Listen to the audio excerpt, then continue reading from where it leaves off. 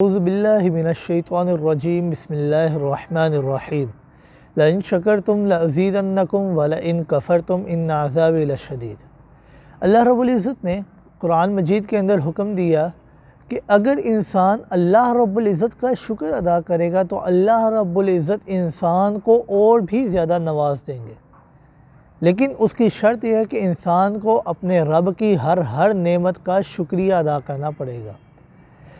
اگر انسان اللہ رب العزت کا شکر ادا نہیں کرتا تو اللہ رب العزت اس کے جو کاروبار ہے اس کے اندر سے برکتیں اٹھا لیتے ہیں، جو اس کی زندگی ہے اس کے اندر بھی اللہ رب العزت آزمائشوں میں ڈال دیتے ہیں، اس کی زندگی کے اندر آزمائشیں آ جاتی ہیں، مصیبتیں آ جاتی ہیں۔ اللہ رب العزت نے فرمایا فَاذْكُرُونِي أَذْكُرْكُمْ اشکرونی ولا تکفرون، تم میرا شکر ادا کرو، میری ناشکری نہ کرو۔ شیخ سعدی رحمہ اللہ فرماتے ہیں کہ ایک دفعہ میں نماز پڑھا کر مسجد سے باہر نکلا تو دیکھا کہ میری جوتی چوری ہو گئی۔ میں چھپتے چھپاتے شرماتے ہوئے باہر نکلا، اپنے گھر میں جا رہا تھا کہ کہیں لوگ مجھے دیکھ کر یہ نہ کہے کہ اتنا بڑا امام، وقت کا امام ہے اور اس کے پیروں میں جوتی بھی نہیں۔ میں چھپتا چھپاتا آگے آ رہا تھا تو تھوڑا سا ہی آگے گیا تو میں نے دیکھا کہ ایک شخص رینگتا ہوا آگے آ رہا ہے۔ میں نے اس کو دیکھا، فوراً سجدہ ریز ہو گیا، اپنے رب کا شکر ادا کیا کہ اے میرے اللہ تیرا شکر ہے، تو نے مجھے کم سے کم پاؤں تو عطا کیے، جوتوں کا کیا ہے، آج نہیں تو کل آ ہی جائیں گے، لیکن تو نے مجھے کم سے کم پاؤں تو عطا کیے ہیں۔ شیطان یہ انسان کا بہت بڑا دشمن ہے۔ شیطان نے اللہ رب العزت کو جب چیلنج دیا، اللہ رب العزت نے اس کو جنت سے نکال دیا، شیطان نے اللہ سے کہا انظرنی الی یوم یبعثون، کہ اے میرے اللہ مجھے قیامت کے دن تک مہلت دے۔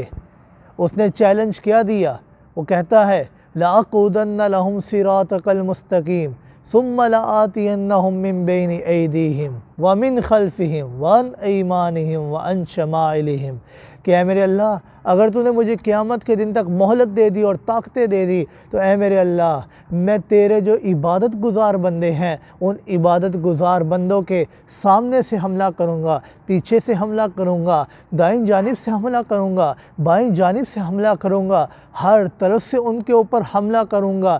جب حملہ کروں گا تو نتیجہ کیا ہوگا؟ وَلَا تَجِدُ أَكْثَرَهُمْ شَاكِرِينَ، اے اللہ جن بندوں کی وجہ سے تو نے آج مجھے جنت سے نکالا ہے وہ بندے تیرے ناشکرے بن جائیں گے، تیرا شکر ادا کرنے والے نہیں ہوں گے۔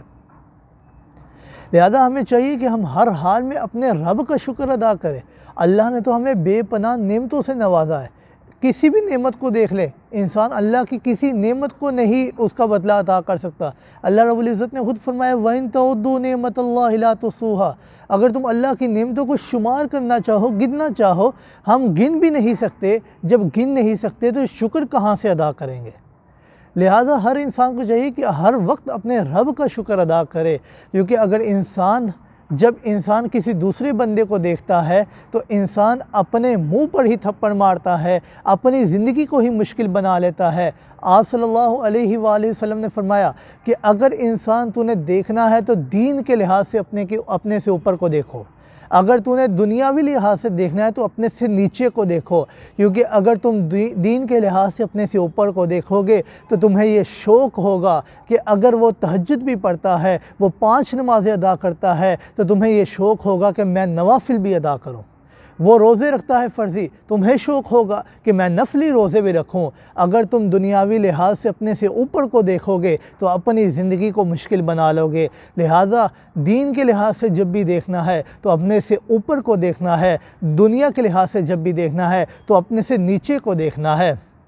اپنی ہی مٹی پر چلنا سیکھو، اپنی ہی مٹی پر چلنا سیکھو، سنگ مرمر پر چلو گے تو پھسل جاؤ گے۔